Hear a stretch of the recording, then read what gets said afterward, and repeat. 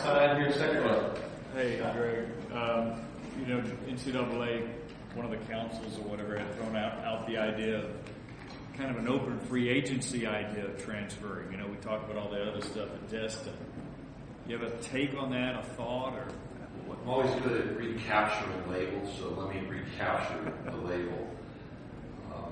There's a transfer working group that the NCAA's appointed. Ross Bjork at Ole Miss is a member of that transfer working group. They identified some changes to the current transfer policy, 3 in particular, which is that School A, if somebody decides to leave a school from School A to School B, School A should control communication, destination, or financial aid if somebody decides to transfer. I think those are entirely appropriate conversations. Now, the next level is how do you deal with the idea of 365-day recruiting? I think young people have to be sensitive to that. We talked about that issue with our student athletes this week.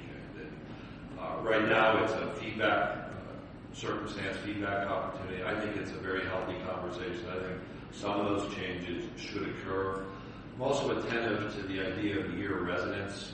We know from research, and I don't have all the numbers, that when you transfer, your time to graduation is extended. So what educational basis is there to make year residency maybe even more standard, and how does that guide some decision making? Those are important conversations. I'm glad they're happening, and we'll see what the outcome is. That's why I captured a little bit differently than just kind of free agency.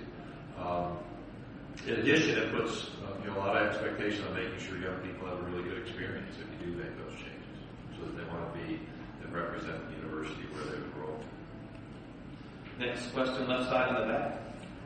Hey, Commissioner. Justin Thomas with Fox 6 here in Birmingham.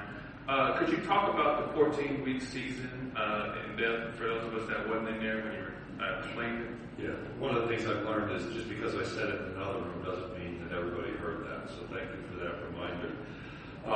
The 14-week season conversation has been around for a while, and to be very clear, it's 12 games with 2 open weeks within those 14 weeks, then the conference championship game. The NCAA Football Oversight Committee asked this spring for conferences to provide feedback on some concepts. A couple points from us. One, we're interested in that. That potential additional open week might be a healthy change. However, we don't want to see preseason practice begin any earlier than it has been. And in fact, this year we were supportive of the health and safety changes that were adopted, but it allows practice to start a week earlier. Most of our programs are not accessing that week.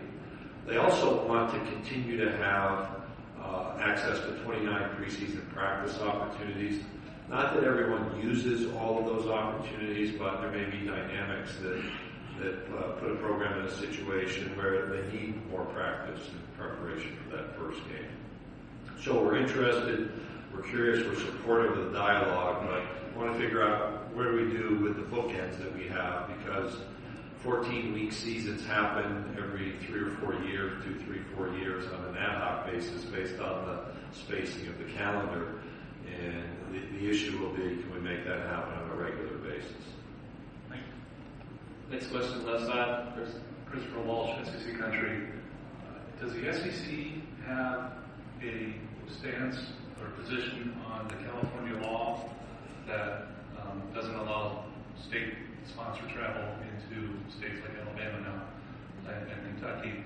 And would the SEC consider a conference ban on traveling to California for events? 2 questions. They're both related to the same issue. We've not had a discussion about California state laws within the context of the Southeastern Conference meetings. So I think that probably answers part A and part B, I hope, Chris. Matthew from American. Greg, can you kind of go more in depth into this 6-person committee on recruiting and with the 2 athletic directors and the 4 head coaches, what dialogue you're trying to get accomplished, and B, why there wasn't a student athlete put on this committee since it kind of involved them as well? We appointed that after our Destin meetings, and we've also used our student athlete meetings to talk fully with that group about recruiting, which is a different conversation, you might imagine.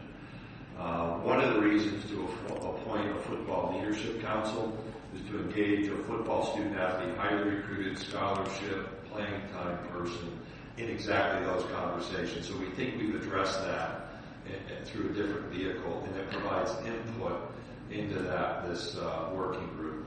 Really, it's to say that we have concerns about the recruiting package that was adopted, and you've probably heard or read of those concerns from our football coaches. So rather than just let those concerns exist, let's identify what it is we want from a recruiting standpoint. 1. 2, let's look at the changes that have been made and discuss internally how are those working. What does it mean practically? What are summer camps really like? You need coaches involved in that activity because it's real-time information. And those are the drivers, both preparing for input that might be provided to provide some analysis of what's happening now, and then further conversation for points of input like our Student Athlete Leadership Council. We have time for about 2 more questions. Back row on the left. Thank you, Mr. Some schools outside the SEC have had real success with alcohol sales. Have you considered changing the rule in the SEC to allow that? We've not considered changing the rule. It's been a discussion item. I acknowledge that in Destin. We still maintain the same rule, and we'll work with our schools to make sure that the policy expectations are met.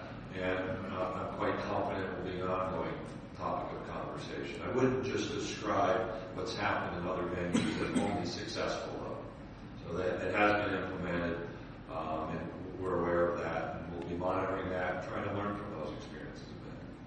Last question, to the left side, 3rd row. Can you talk about your feelings on the opening week with the SEC playing ACC to open up a new facility, 2 games down in Atlanta? I think we've seen, starting last year, we added that 9th game requirement, being against colleague conferences, a great set of great opening weeks now. Last year was a good start to the season from an awareness standpoint. We had good competitive success in 16. We look forward to, as you mentioned, Mercedes-Benz Stadium. We'll see it twice. Florida State, Alabama game, Georgia Tech, Tennessee. That's a good experience for our teams and the focus around those games. But then you've got LSU and BYU in Houston, Florida and Michigan and Dallas, Texas A&M's out in LA playing UCLA, North Carolina State and South Carolina and Charlotte, and kind of those unique games, unique venues. And then there are other non-conference games. We've got Georgia Notre Dame in September. We've got Arkansas and TCU, and I could go on, but I haven't memorized all of those. Kansas State comes to Nashville. This is when people tell me don't do this because you get in trouble. Auburn's at Clemson, right? That's this year. And Purdue's at Missouri. Who did I miss? Really about anyone? End of the season rivalries. Pretty good at it. Florida State, Florida. Georgia. Yeah, those as well. But it's a great kind of wave of momentum into the season, to answer your question directly, and certainly being on the new platform at the beginning of the season, which we'll see at the end of the season, I think is actually good for the conference as well as those teams. All right. Thank you. We're going to be quick. They move me along. Yes. My answers were too long. You could have had more questions.